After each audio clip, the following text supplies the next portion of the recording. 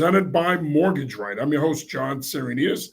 As always, I'm joined by my partners, Kevin Stone and Adam Kirkchin. Stone is under the weather tonight, so he will be coughing profusely. I am coming off of 2 nights of Metallica, and I sound like RFK Jr., so as a result, we might be a little tough to understand.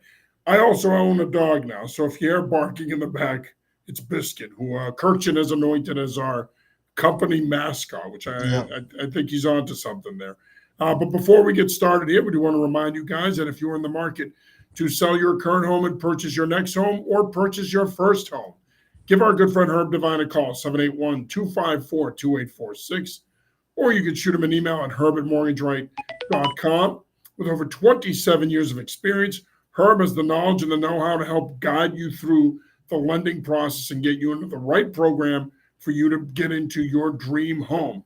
He and his team are available anytime, including nights and weekends. Again, give him a call at 781-254-2846 or shoot him an email at herb@mortgageright.com. I can guarantee you, as someone who's in the real estate industry, doesn't get any better than Herb.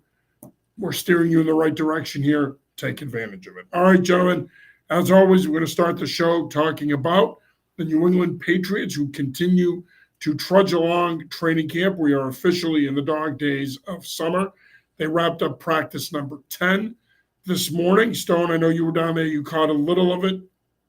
Of course, the big story coming out of the practice was that Matthew Judon did meet with the media after practice. I thought that the whole thing with Jelani Tavai was a little weird, how Tavai was speaking on his behalf and Judon was channeling his inner Marshawn Lynch, saying he doesn't want to get fined. But this whole thing is starting to take on a circus-like atmosphere. Of course, the Patriots last week did give defensive tackle Devon Godshaw more money. They added more money to his existing contract and gave him more term. Judon's the only one left now without an extension or who hasn't gotten a pay raise. Overall, 11 Patriots, I believe, including Godshaw, have gotten extensions of some type. So naturally, if you're Judon and you're looking at that, you're saying to yourself, well, wait a minute. I know what my value is. I know what my place on this team is. Those guys are getting paid. I'm not getting paid. I have a problem with it. That's fine. I understand if he has a problem with it. He's slated to make $7.5 million this year. My issue is the way he's handled it. And the way he's handled it, and we talked about this last week, is wrong. But I don't want to talk about what happened last week with him sitting out practice, leaving and coming back and all that. That's been done. But just some thoughts on him coming out today and basically saying, look, I'm under contract. I'm going to practice. I'm going to play because I'm expected to. But if I don't retire here, it's not going to be my decision. What are your thoughts on that? Adam, let's start with you. I don't know. There seems to be like a circus kind of element to it, which is kind of weird. You never saw that under Belichick, and I kind of like it better that way. I mean, I don't know. Is he a guy that I think is central to this defense? Yeah, I think his pass rushing is a big reason why this defense has been so good, even when the rest of the team has been pretty bad. But I don't really like this whole theatrics of it. It just seems weird to me. But I want him to be a Patriot. Look, this is what I was worried about when we first started talking 3 weeks ago. It's a sideshow. Now, ultimately, I don't think it's detracted the team very much. And John, you've been at camp. Practices have been pretty good. Like, it's not like it's I'm not sure what I'm looking for, but it's not. It hasn't been a complete sideshow. But I thought today his answer, when he came back up after he was on the pads that day, and then came back up and talked to the Elliot Wolf and I believe it was Robin Glazer, excuse me, maybe Matt Groh. He said he was told to come back up. I don't buy it for a second. Just the way that whole day played out. But in general, this is what I was worried about. It's, Mayo needs a clean camp. And he doesn't have it right now. And again, it hasn't been that distracting. The team has, practiced pretty well. And there's definitely some building blocks. But this is going to hang over their head until it's resolved. So you can't have this going into September. Something needs to be done, whether it's this week or next week. But this has to get resolved before you head into the season. Two things. One, there's no such thing as a clean camp. You're going to run into adversity at every level, whether it's the NFL, college, high school. You're gonna run into adversity, especially as a first year coach. And Mayo talked about that on Saturday and the importance of how you handle that adversity. But you're going to have injuries. You're going to have distractions. Guys are going to quit. Things are going to happen. Okay, in the NFL, guys are going to retire. You may cut a guy that is underperforming. There's going to be different issues that arise. So there's no such thing as a clean camp. But the other thing is, and I think this is the important point, I don't think the Patriots need to do anything here, to be honest with you. If they can stomach him being him and the way he's acting, they're not obligated to give him more money. They're not obligated to trade him. He himself came out today and said that, hey, I'm under contract. I'm going to play under this contract. I'm going to practice under this contract. Well, if that's the case, then you know what? Why do the Patriots need to do anything? They don't need to do anything. Now, could he become a distraction at some point during this season, especially if things aren't going well? Sure. He can become a distraction at some point. But at the end of the day, you can then deal with it when it happens. But in the moment now, if I'm the Patriots, don't put yourself in a corner, which they kind of did last week with all this stuff talking to him on the field. And we talked about this last week. There's no need to be talking to him on the field and dealing with this stuff on the field. There's no need for that. That's stuff that's handled off the field, behind closed doors. You don't handle it on the field. So you live, you learn. You hope that the Patriots learned from that. But at the end of the day, I don't think they need to do anything in regards to Matthew Judon's situation. They can just let it play out. So let him play out his contract and you move on. So the only thing I would say, and we talked about this with Tyler Sullivan last week, it's precedent, right? Like, you don't think they need to do something in order to send a message to the younger guys? No, because everybody's situation is different. Like, I see what you're saying with the younger guy piece. The only thing I'll say to that is, though, I just think for me, I mean, are you going to use Judon as the example? I just don't think that. Use that mute button, will you, Gershon? Sorry. But I don't think you want to use him as the example. He's a veteran player, 32 years old, been in the league for a few years. He's been an impactful player. I don't think you want to be using him as the example. I think that's a slippery slope for Wolf, Mayo, and this organization. I wouldn't do it. I'd let sleeping dogs lie. You know what? Hold him to what he said today, that he's going to honor his contract. He said that today. So if he's going to honor his contract, that's it. End of story. Hold him to that. And the expectation is you show up to work every day, you practice, you play, done. Then we move on at the end of the season, which I think they're going to do anyway. Because that goes back to your point, Kevin, about they're going to see him. They already know he's a distraction, but he's under contract.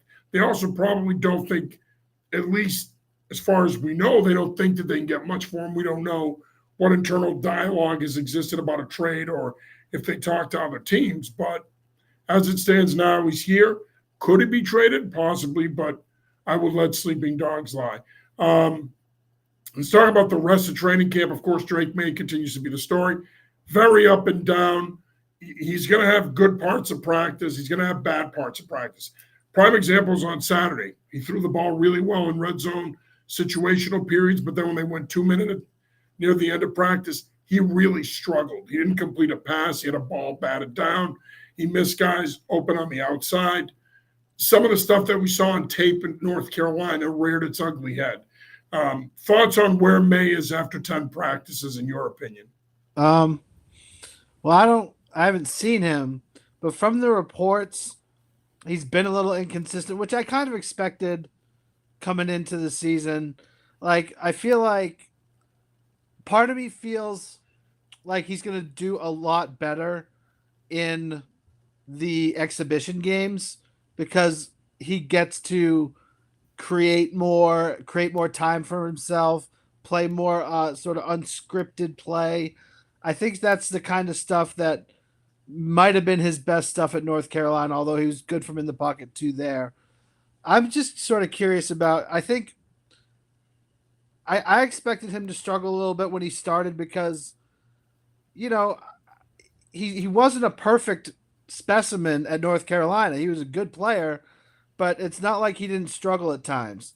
It's funny. Like a lot of times when I watched his film, he was really good with like a really difficult level throw, but like a real layup, a bunny, like a quick, sort of 5 yard throw, he would miss it. And I think that's just, as long as he doesn't lose confidence in himself, I think he's definitely a physically talented guy. But and I think, look, which is why I say he'll do well in these exhibitions, because he'll make these really crazy difficult throws, and then the easy one he'll miss.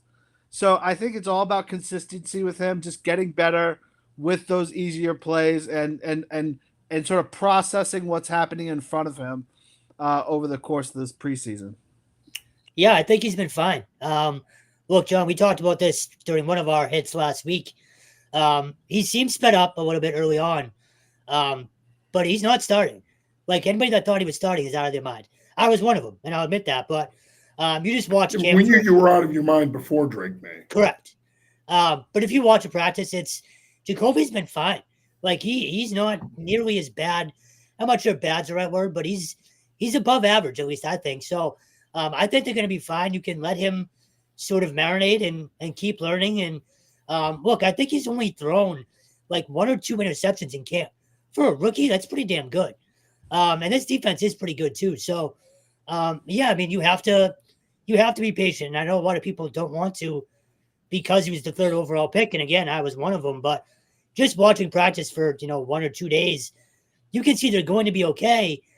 It would be a huge detriment to him to throw him in there right off the bat. So I think Jacoby is going to win you some games that maybe people didn't think he could win.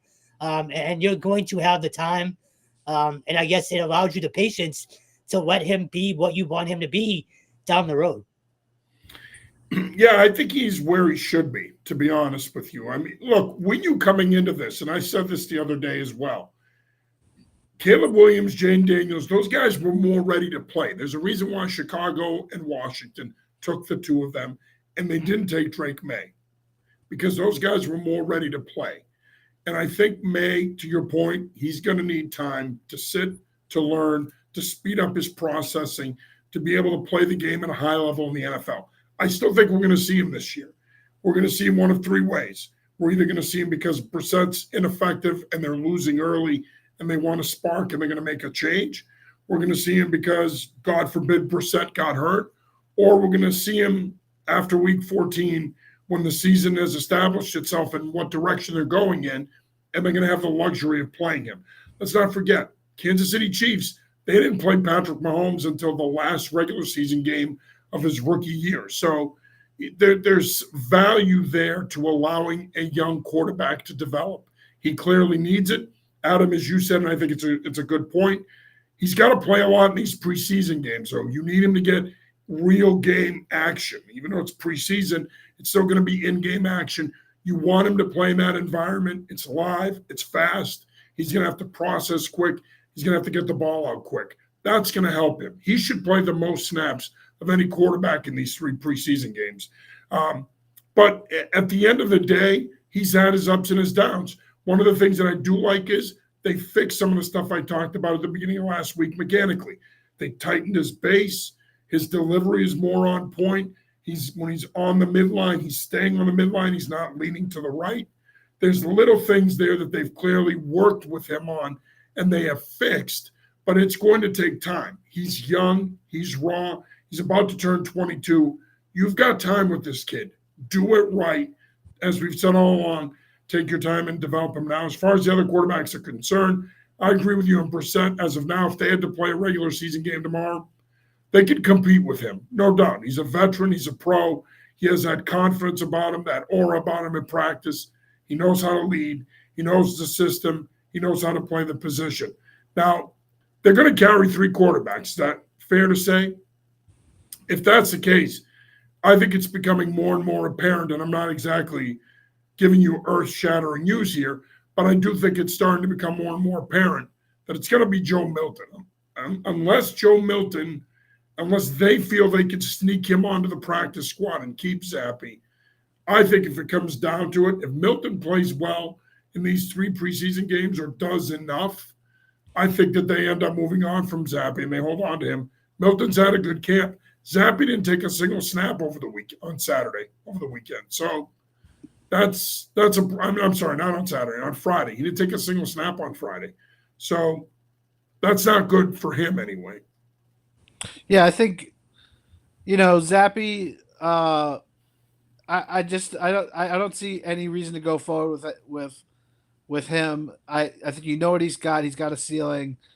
You drafted Milton, and again have some more reps for those other guys by having Zappy out, and it'll be fun.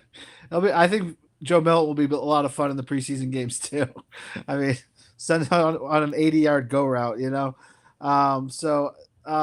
yeah, I think there's no room really for Zappy. He did a good job while he was here, but you don't really need him at this point.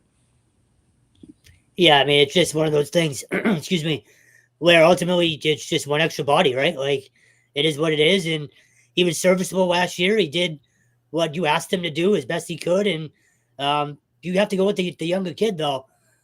More athletic, bigger arm. Like, it's really a no-brainer at this point. So the only thing that annoys me is the people that are saying, Joe Milton might start before Drake May. Like, what are we doing? But otherwise, he's been impressive. Hold on. Not the people. That was Colin Cowherd. That's who threw that out there. And this is why I can't stand him, because he thinks he's the smartest guy in the room. He says stupid things, and people they eat it up. And I'm like, he's nowhere near any of these facilities. He's nowhere near any of these teams. He's got this 1,000-foot view, and he sits on his little pedestal in LA in their Fox Sports studios, and he makes stupid ass proclamations like that. Like, whatever. I'm not giving it any credence, but that's who said it. No, and then honestly, if we talk in 2 years, could I see it? Maybe. Like, his arm is that good, and we've seen the athleticism. Well, if it was all about arms, Jeff George would be in the Hall of Fame right now. So did Kelly Smith. Right. Yeah. No. Look, he's good, and he's going to. I hope keep growing, because he's been, like you said, John. He's been pretty impressive at times in camp. He's been good. I mean, I don't know if I'd say he's been impressive. No, he's been good. I mean, again, I think we have to. I disagree with the impressive piece only for one reason, right? The other day when I was there with John Lyons, and John and I have coached for a long time, so we're not watching practice from the same lens as other people, but we're looking at it. And I looked at John and I said, "That's classic Joe Milton. He cannot add and subtract from his ball. Everything is a rocket ball." And as Mike Holmgren used to say to Brett Favre, "No more rocket balls, please." Somebody needs to tell Joe Milton that. No more rocket balls, please. He needs to learn to add and subtract. He needs to better locate certain routes. Everything can't be, and throw it in there. He's got to be able to anticipate better and show more touch and accuracy. Look, let's be honest here. If Joe Milton starts in the NFL, chances are it's probably not going to be here. So this idea that they're going to abandon May after a year or two, I don't buy it. No, I agree. Again, the only thing I would say is you took him for a reason, and I know ultimately maybe he's just a trade chip, but I do kind of want them to at least see it out with him as long as you can. That's the only thing I would say. So you want them to scrappy Zappy. Sure. Sorry. He's a nice kid too. I do feel bad for him. He's a gentleman. He's a nice kid. He answers all your questions. He's a pro. Like, he's in a tough spot. Now, I don't think they'd cut him. I think they'd probably trade him. He has some trade value. You can never have enough veteran depth in this league. And I thought he did enough last year that he deserves an opportunity to back up somewhere in this league. I think he can get that opportunity. Ken Mattias joins the show. Thanks for checking in, Ken. Great show, guys. I did want to ask, will we see on Thursday night? Hold on, let me put it up on the screen here.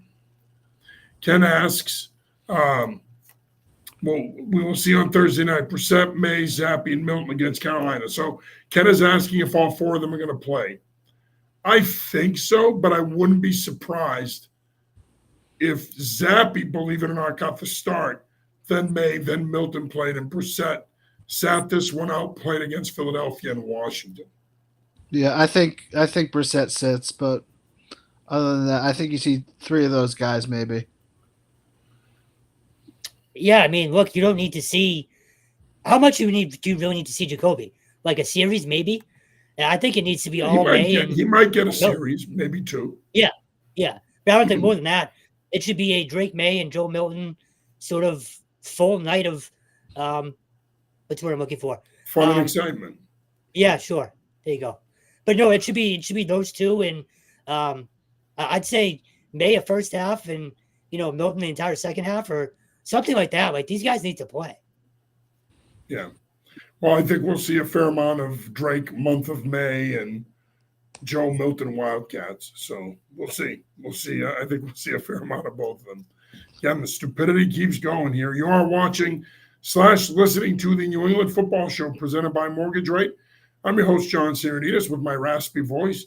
I'm joined by sick Kevin Stone and Adam Kirchen. Stone's under the weather and Kirchen sneezing. Yeah. It's. I think this.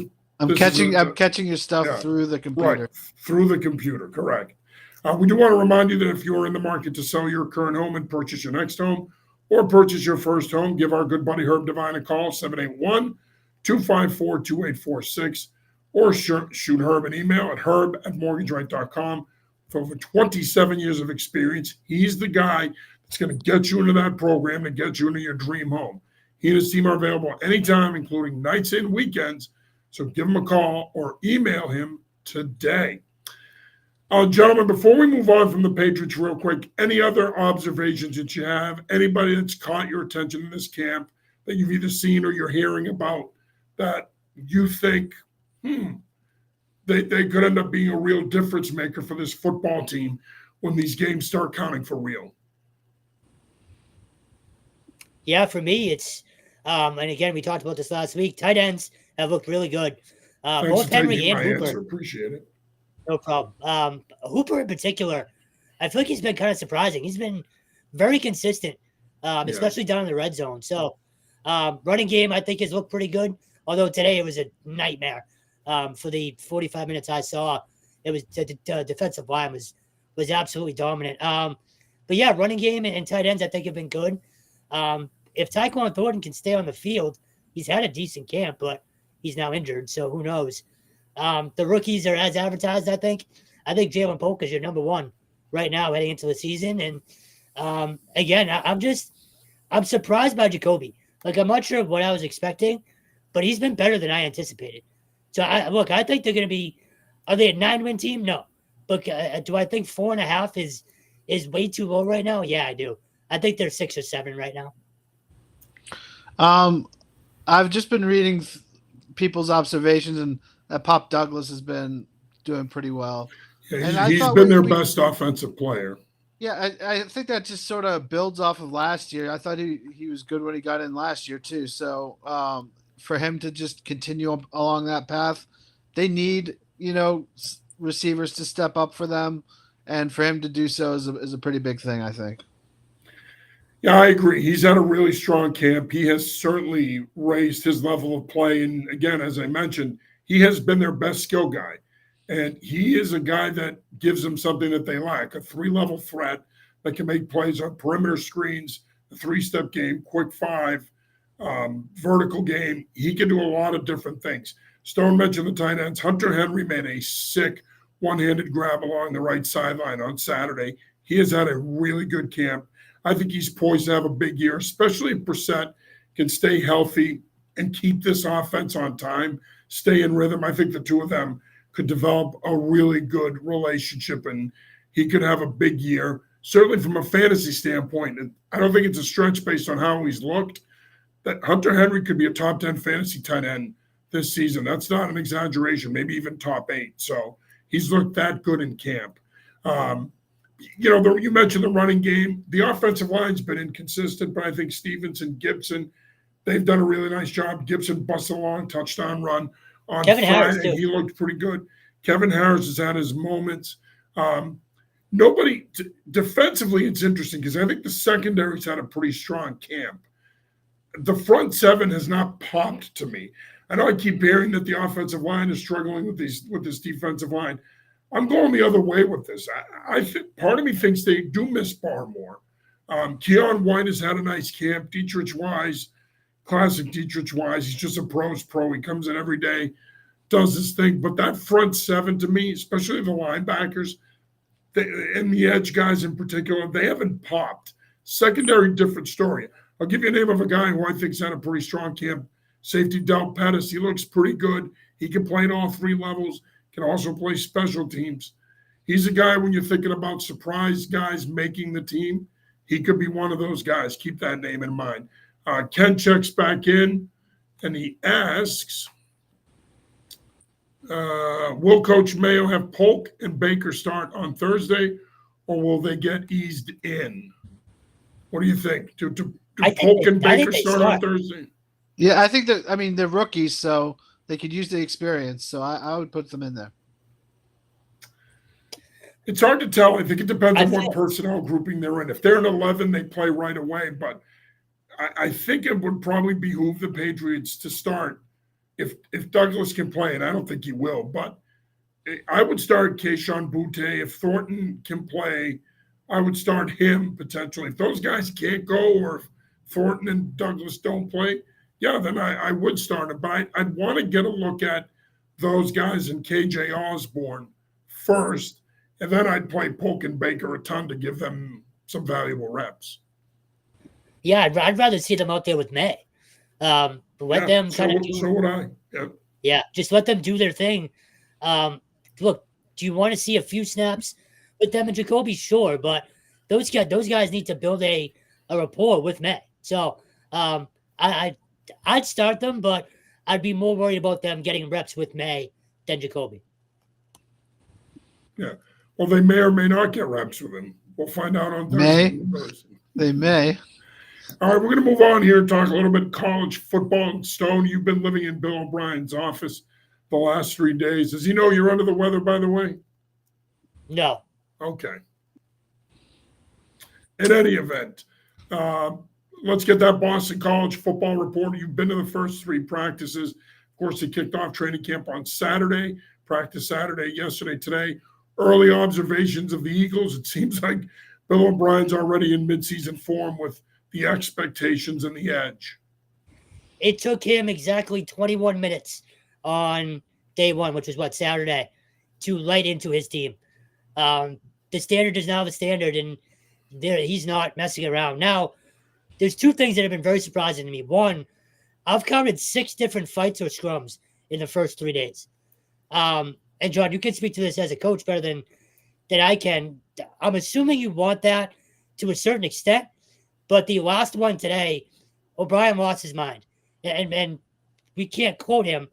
But to put it nicely, scholarships were being threatened. I think generally speaking, to answer your question, no, I don't think coaches want them. I know when I was a head coach, I would tell my guys, listen, you get into a fight, your ass is gone. Take your lap and then go in and change. I'm not wasting practice time on you playing cuddles with a teammate and trying to pretend you're tough. Like, we're not going to do it. It's a waste of practice time. And I guarantee you that if you ask Bill privately, he would say the same thing. What coach wants that? That's just stupid. It's stupid. It's not the 1970s. It's not the 1980s anymore. This isn't North Dallas 40. We're not going to have guys fighting at practice. I mean, I think it's a waste of time. So I think part of the reason you're seeing it as much as you have, though, is the competition level has been raised. And again, 100%. This isn't a shot at half or the previous staff. They had a high level of competition too. But I think O'Brien is putting a lot of pressure on these guys early, and that's how they're responding. Yeah, no, it's night and day. And that's 100% what it is. It's every single period, whether it's Indy, whether it's team, whether it's 7-on-7. But when you say night and day, not to cut you off, what's so different about it? So, and now, in fairness, because I thought Hafley ran pretty good practices. No, so I'm with you, but there's something different, even from the time the guys hit the field. Oh, the guy's bigger. Well, yes. I mean, the new strength coach, he's done wonders for that team as well. But look, in terms of on the field, I'm not going to say that there's a quarterback controversy, but man, Grayson James is a lot better than people think. Huge arm. He can move just as well as Tommy. it's Tommy's job right now. But I wrote this yesterday. If you drop someone into practice and they had never seen BC before, and you ask them who the starting quarterback is, you can't tell right now. And I firmly believe that. So, look, it's Tommy's job. I talked to him today. He knows that the competition is right behind him, breathing down his neck. And but that's going to be something to watch heading into September. Look, the receivers are as good as we thought they were. Lewis Bond and Duran Bradley have both looked good. Offensive line they are what they are. It's again, you lost Mahogany, but you have 4 guys back, 4 very good guys, including Ozzie, Trapillo, and Drew Kendall. So you have the veteran leadership up front. Defensive line has been phenomenal. Nedawak Paula, George Rooks, Donovan Ezeraku, and Cam Horsley, who we talked about a bunch a couple weeks ago, just dominant today, especially in the run game. So it's been balanced, which, and John, you like to see that it's not, one-sided competition-wise. So day 4 tomorrow, and I'm curious to see if those scrums sort of stop, because it's weird that the entire practice today, it was the cleanest practice until the last team period, and then all hell kind of broke loose. So he's been going 2.5 hours, close to 3 sometimes. So I love it.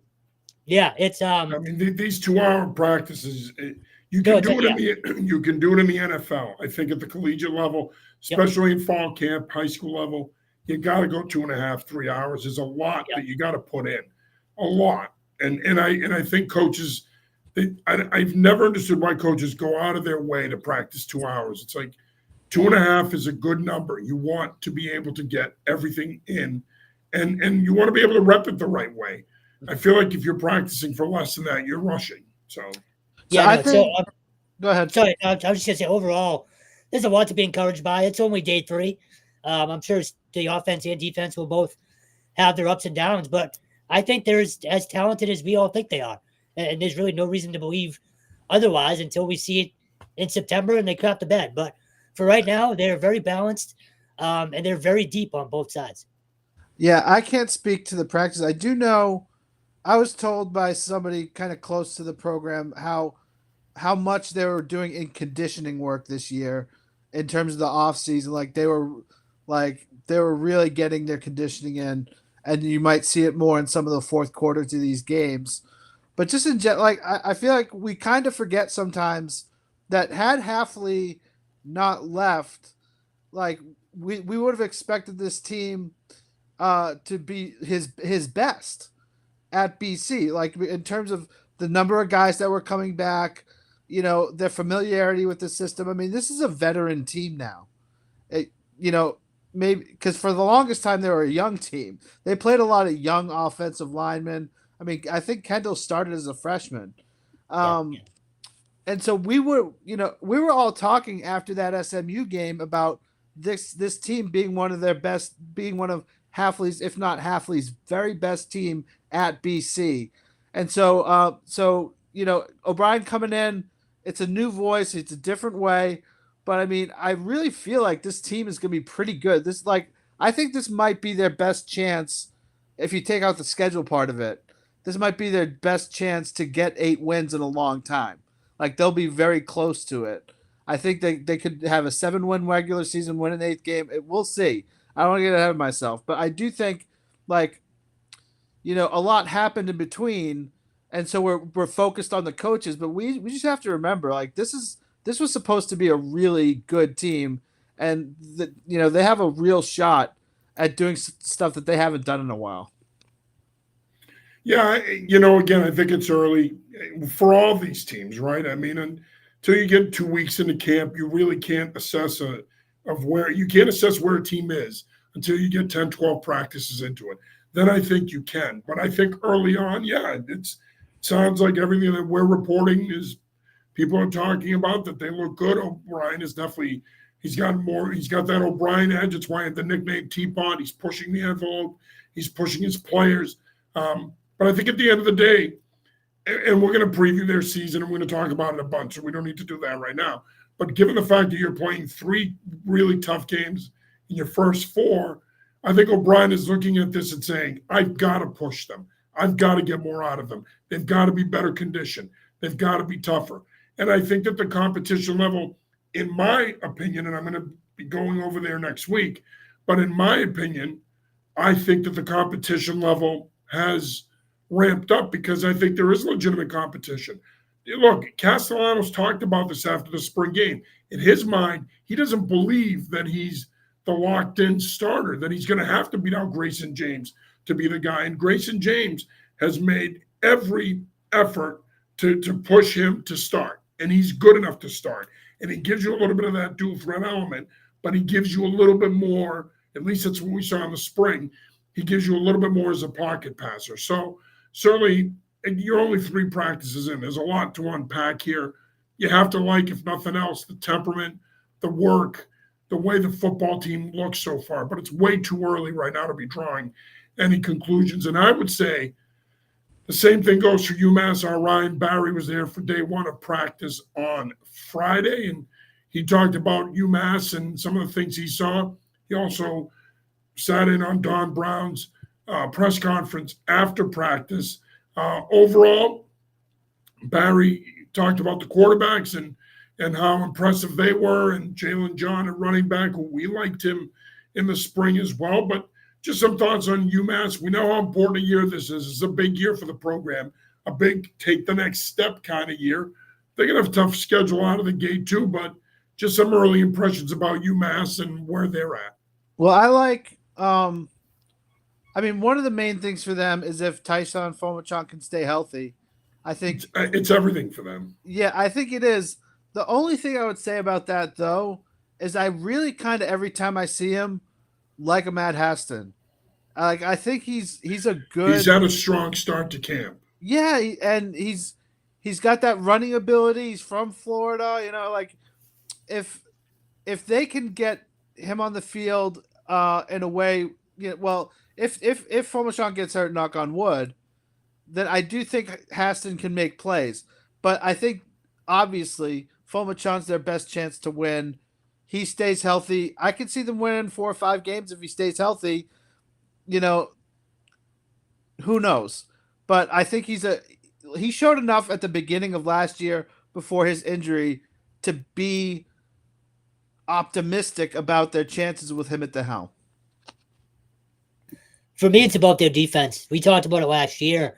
For a Don Brown defense, they had trouble getting off the field on 3rd down particularly. So, obviously health on offense is huge for them. We all saw what they could do in that season opener. But for me, it's the defense, and Don Brown needs to kind of, find a way to get back to what he is or what they were. I want to say 2 years ago when they were in every game for the most part because of their defense. So, obviously the offense, it goes as Tyson goes, but this defense needs to get off the field this year on 3rd down and not make the offense, chase a 21-0 deficit in the first quarter. Yeah, I think the other thing that's important to keep in mind here, and Stone, you're big on vibe and vibe in spring ball, vibe in camp. But Don Brown said that he really enjoys coaching this team. Great. He called them a great group of kids. I think he genuinely is excited about what they have back. And look, when you look at this team offensively, Shane Montgomery's going to run the football. We've talked about that this spring. We've talked about that early on here in the summer. He wants to run the football, and he wants to be physical. And they're not going to have, like they did last year with Lynch Adams, that established guy that's going to absorb 20, 25 carries a game. It's going to be more by committee. Jalen John appears to be the leader in the pack right now. It's not going to be easy to replace Lynch Adams or Greg DeRozes. They have big shoes to fill. But if they can find a way to run the football, run those guys, run Fomachon on occasion. You don't have to run him very much, but run him on occasion on design stuff or RPOs with quarterback run game built in. I think that this running game could be pretty good. This is a team offensively that could make big plays. You got Anthony Simpson, one of the best receivers of any of the independent schools in FBS college football, has the potential to be a top 30 receiver in the country this year. I mean, again, I think it's a situation where this offense should be better, provided Puma stays healthy. They can run the ball and push it down the field. And Kevin, you mentioned the defense. Look, last year they didn't play to the standard, right? They didn't play to the standard established by Don Brown and what he's done in his career and what his expectations are. They've got to find a way to come back and play to the standard. They revamped their secondary. I like a lot of what they brought in. I'm excited for Lake Ellis, the Bryant transfer. Got to cover him at Bryant. I think he's going to be a nice addition for them. I think if this revamped secondary can play well and allow Brown to be more aggressive with the front seven and live up to his Dr. Blitz moniker, yeah, I think this defense could bounce back and be pretty good. Again, we're going to talk about it throughout the rest of August, but so far, early impressions are pretty good coming out of UMass camp. UConn, of course, had their media day last Tuesday. Our Tony Catalina was there. They have also kicked off camp. Look, for me, with this UConn team, they had a great offseason in recruiting, particularly in the portal. They've upgraded the talent.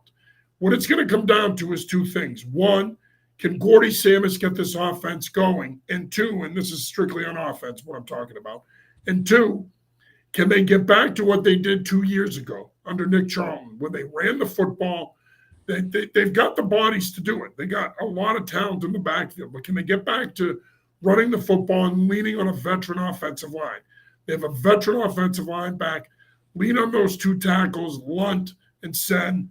Run the football, be physical, and establish a presence, if you will. And if I were to add to that, quarterback situation, who's your starter? It seems like it's going to come down to either Joe Fagnano or the transfer Nick Evers, who's got a lot of talent. He just hasn't been able to get it going. But UConn could turn things around. But early on, it looks like they're committing to running the football, and they've got a legitimate quarterback competition. I think you said exactly what I was going to say, because this team's identity has to be on the ground. It has to be running the football. That's what they did best, like you said, 2 years ago. And, you want Victor Rosa to stay healthy and be that bell cow back. But again, you got enough guys there you can rotate, and you got that big offensive line you can sort of lean on. My guess is Fagnano wins the job, but I'm not sure. I'd love. They're excited about Evers, and I think if they can get him going, they have something there. Yeah, but again, I think they've got to find their guy there. But again, to me, it comes down to the running game. If they can run the ball again, I looked at their schedule, man. They can win 6 games. That's not out of the. Talked about this last week. They have 8 home games. Yeah, so I think they can do it. And so again, like you said, the emphasis has to be running the ball. That has to be their base good stuff right there. And I think they can do it. I just last year it just sort of fell apart after a certain point. You want to get them feeling confident and winning early. It's going to be tough. They start with some good teams. So they open at Maryland, which is going to be a tough opener in 3 weeks. Yep. And then who else do they play here? Well, they've got they're Merrimack after that, and then Duke. So yep. Likely 1 and 2, and then that Florida Atlantic game. They should start turning it around there.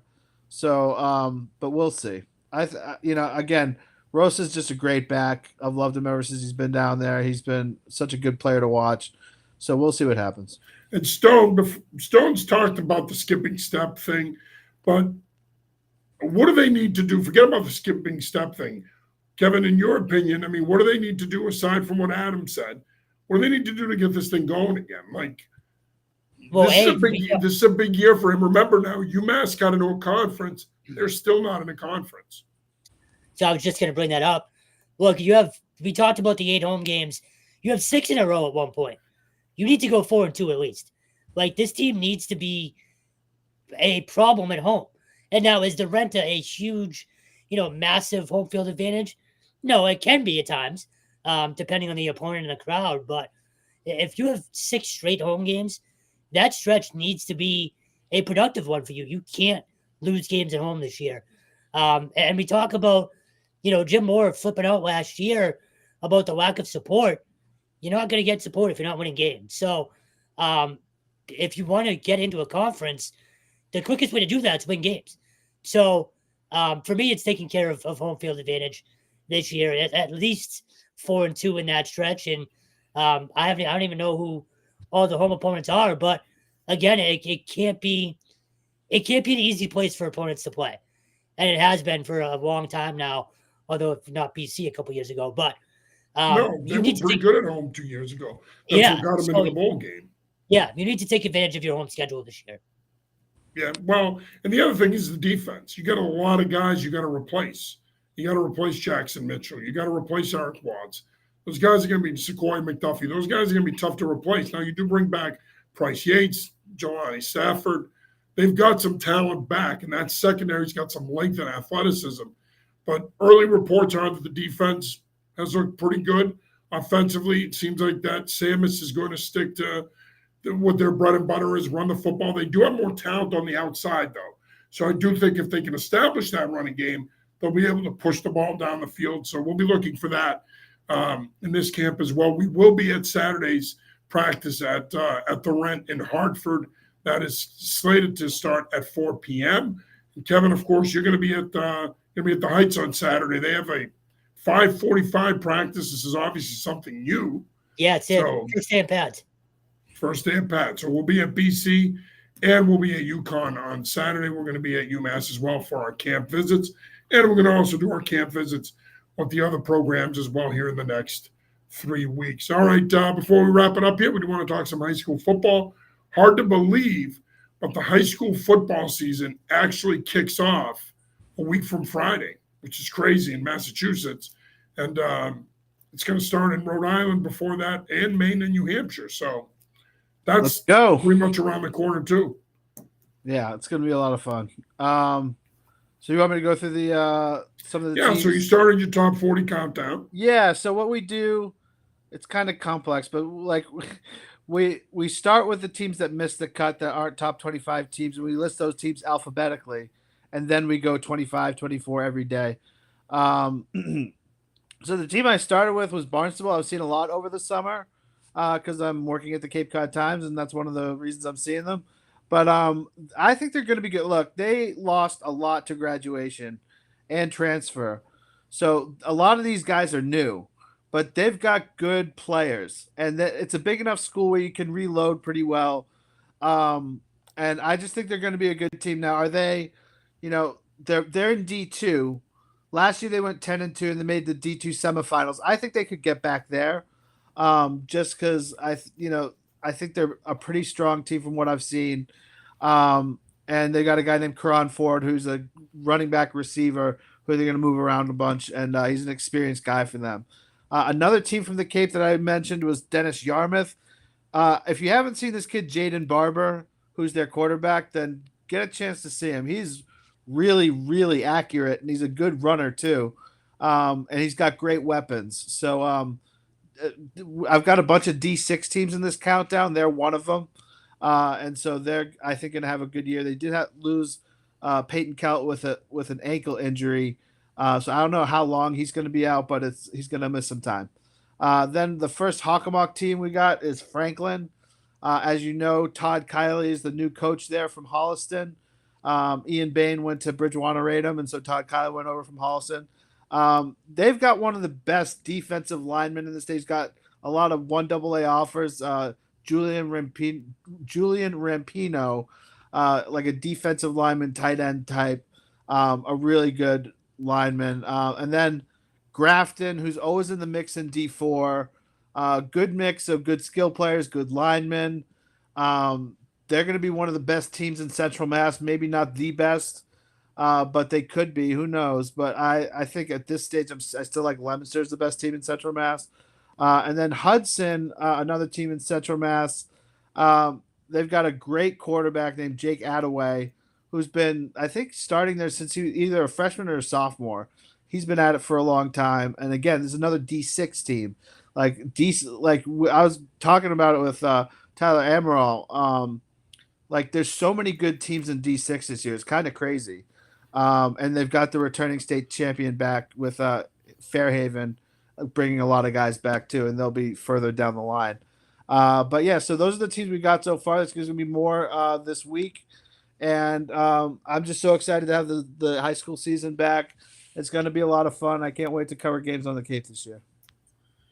All right. We do have a comment here coming back to college football. Devin Farrell, quarterback for Rhode Island, is going to go off this year. He has a chance to be the guy. I think it's either going to be him or Hunter Helms, the Clemson transfer. Farrell, of course, is the Vatek transfer, but he certainly has a shot. We're going to be visiting with the Rams here in the next week or so. But he definitely has a shot. And I think you could see, and I don't want to speak out of turn here, but I would not be surprised if both Farrell and Helms played this year. Another kid to keep an eye on there down at URI is true freshman Alex McClellan as well. He's not going to play this year, but he's a guy to keep an eye on down the road. But one thing is for certain, whether it's Farrell, whether it's Helms, whoever the quarterback is at URI, and Flem talked about this a couple of weeks ago, saying that if we don't have one guy and we have three, if they give us the best chance to win, we'll play all three. But whoever it is, get the ball to Marquise Buchanan, the Providence native. He is a stud. He is poised for a breakout year. He's going to be one of the top receivers in FCS football this year. Mark my words, he'll go for over 1,000 and could score, 8 to 10 tutties. But he is going to have a big year. He is a legitimate number one receiver and a weapon, one of the best athletes in the CAA. So I'm excited to see Marquise play. We got to cover him in high school down in Rhode Island. So it'll be great to see him take that next step and have a big season for the Rams. All right, gentlemen, any final thoughts here before we wrap it up? Enjoy the Olympics, and then that'll be the last sport of non-football you'll watch the rest of the next 6 months. Well, I know Stone's been glued to his TV with the Olympics, so Haven't watched a second of it. I like the Olympics. I like that. I don't get into too it that woke, much. too But it's woke fun for to have Stone. 100%. For me, it's just I believe college football kicks off in 3 weeks. I'm trying to look at my calendar right now. 3 weeks from Thursday night, I want to say. Thursday night, August 29th, yeah. It's coming, man. It's football season, and I'm glad it's back. And you know where to go for the most extensive New England coverage that there is. Yep, absolutely. We're going to have you covered. We've got a lot of good stuff coming up here in the next 3 weeks as we jump into football season at all three levels. Well, that'll do it for this week's show. For Kevin Stone and Adam Kirchen, I'm John Sarianides. We'll be back with you next Monday night. Hopefully we don't sound like crap. I don't plan on going to Metallica in Chicago next weekend, although I would love to, so I should sound better. But until then, peace. See you.